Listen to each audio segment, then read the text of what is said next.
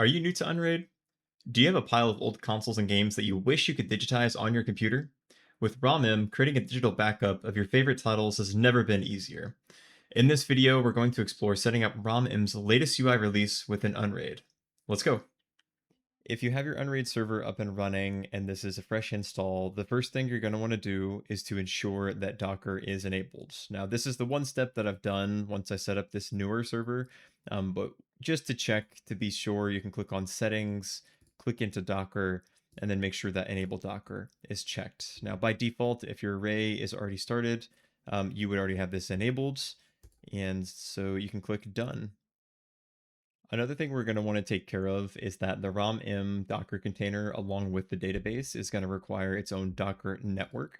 So we'll click this button here to open the terminal, and we'll run the command docker network create RomM.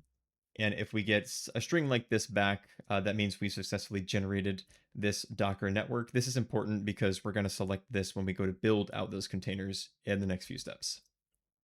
We're going to need to generate a location for RomM to actually load in the ROMs and for a space for us to put the ROMs into. And the way that we're going to do this is by adding in a share. So we'll click here on the Shares tab. Now you might already have a share where you're storing your media files. If you do not, we can just click on this Add Share button, and then we'll generate a new share that we're going to call data. So by doing this, now within our file system, within our array, we have a location where we can actually go and upload the ROMs, and we can also point the RomM container to this location once we get to that step within the Docker container. With the data share generated, we're going to want to build out the folder structure where we can tell RomM where it should generate the folder to store ROMs and to read ROM files. So to do this, we're going to hit on the terminal button here. This is going to pop up our terminal, and then I'm going to change directory one level up. We're going to go into mount user, and here we can actually see the data share has been generated. So we're going to move into that. It's empty as expected.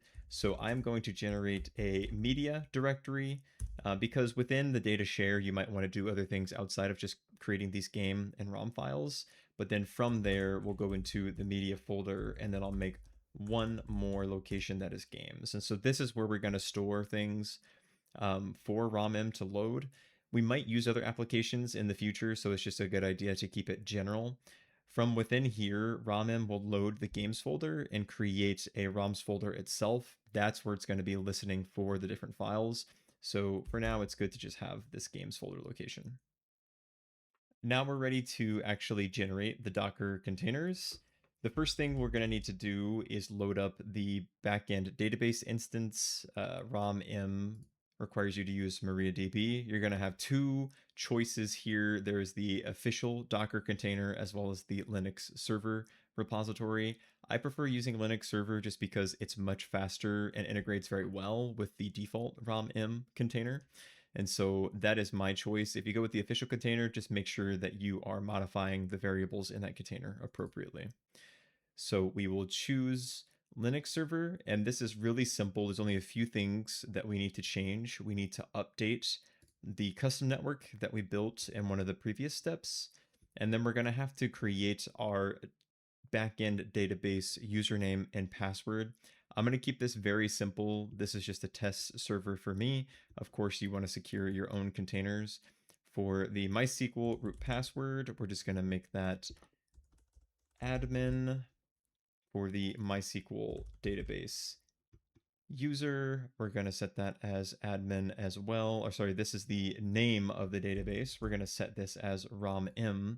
For the user, we're going to use admin, and then for the password, we're going to make that admin as well. Again, you'll want to use your best discretion when generating your passwords and usernames. The only thing you really need to worry about is this RomM database name. This is probably the best thing to choose here, but also take note of the username and password that you choose within this database container creation. So with that, we'll go ahead and hit apply. And then once this builds, we'll move on to the next step of generating the RomM container. So now with the database up and running, we can go ahead and install RomM. So in the apps tab, I'll search RomM. We have the official container here. And in here, it will tell you, hey, this does require the MariaDB backend. And there's a warning for that. Now, once we have the RomM container ready to go, the things we're going to have to change are the network type. So we're going to also put this to the custom RomM Docker network. Now, there are some other containers that use 8080, so in this case, I'm just going to switch this over to 9090 to avoid any conflicts. You might not run into an error if you keep it to 8080. This is just personal preference for me. Now, one of the big things we're going to want to change is the library location. So a trick I really like with Unraid is that you don't have to always understand what the exact file system is. You can just have this MNT here. This is going to inspect all the folders that are available within your array. So we know that we stored our actual games library in MNT user. We created that data share. We built the media folder and then the games folder. So we're telling RomM, this is where we want you to look within our array to map your ROMs and your own library within the container. So we'll set that. Now, you have the personal preference to modify these other instances here, these other paths. I'm going to keep them as app data. I have no interest in moving them elsewhere. If you have a lot of games that you are dumping, you might want to update this, but again, I'll leave it up to you. The big one you need to modify here is the library.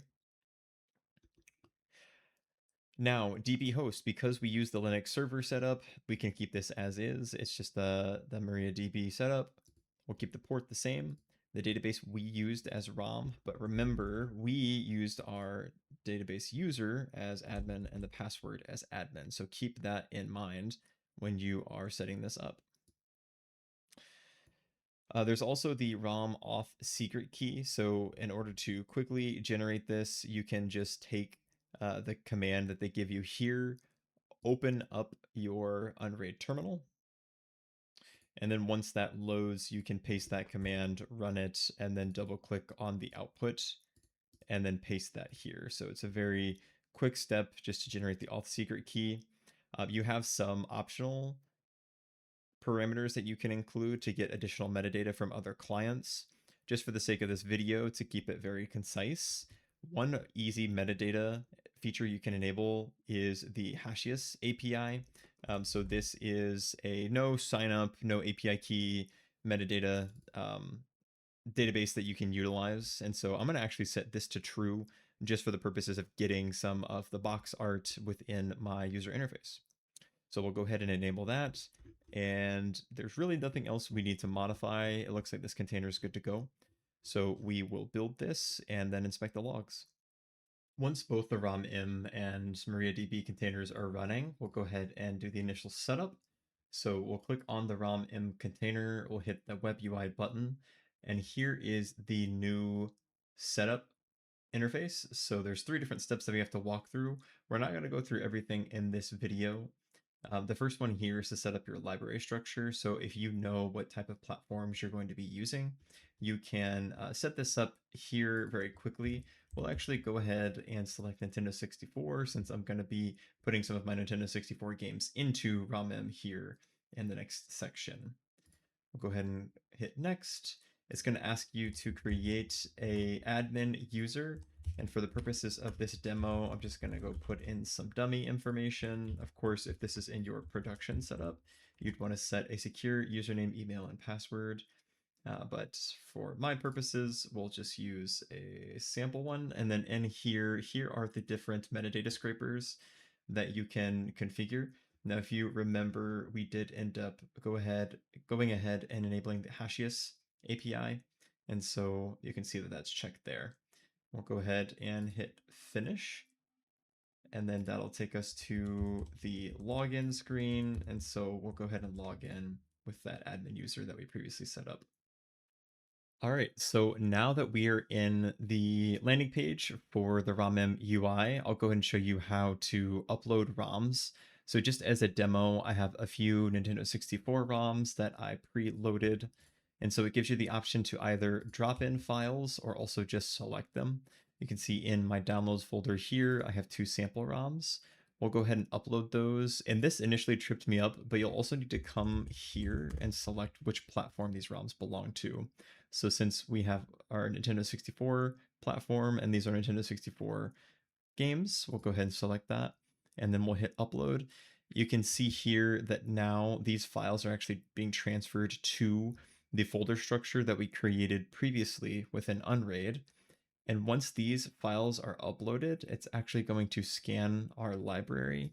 And now if we come back to that library, we'll click on home, you can see that these ROMs have been uploaded. And at the same time, it's calling the Hashias metadata API. So you can see that the art is also being applied to these ROMs as they're being uploaded. So now you can see here that both these games have been added from my upload, and you can see that there is the Nintendo 64 platform. So this is a really quick and easy way to get running with your games immediately. So now if I wanted to, I can click on these and start playing them. It's that easy. If we come back into our terminal, I want to show you how this is actually mapping to the data from the share we created in Unraid. So if I come to mount in user, if you'll remember, we created the data, then media, games, and remember that Unraid within this folder that we've created, this network location, it'll actually generate this ROMs folder. So we did not create this. At this level, for each platform that you introduce into Unraid, it's going to generate a platform named folder. So here, because we uploaded Nintendo 64 ROMs, it generated this Nintendo 64 platform. And then within the platform folder, you can see the dump of the games that I have in here as well. So you can imagine as you're building up your library, you'll see all of these individual ROM files in the platform folder. And then inside of the ROMs folder, you'll have multiple platforms as well. So I could introduce PlayStation games. I could have Game Boy Advance games in here as well. Those will introduce more folders, and then inside of those folders will be those respective ROMs as well. So it's a really cool way to see how the user interface is mapping data with the Unraid share that you've generated. So that's really it from a setup perspective. You can see here that I've uploaded a couple other games that I have from my consoles. I've plugged in my controller. It's very plug and play, and I can immediately start browsing through my games. You can see the different platforms here. If I wanted to filter just on my Game Boy Advance games, I can do so. I can click into each individual game. If I wanted to play it right here within the browser, I can do that for many different platforms. I can download the file. If it was an unsupported platform in the browser, I could then upload it to one of my emulation tools, and there's a ton of other options. So you can see just how quickly you can get this set up within your Unraid server and how easily you can just go in and start playing your games. So I hope you enjoyed this tutorial today. Please don't forget to like this video if you found it helpful, and subscribe if you want to see more tech videos within Unraid and other tools and technology. Thanks so much. Enjoy your games.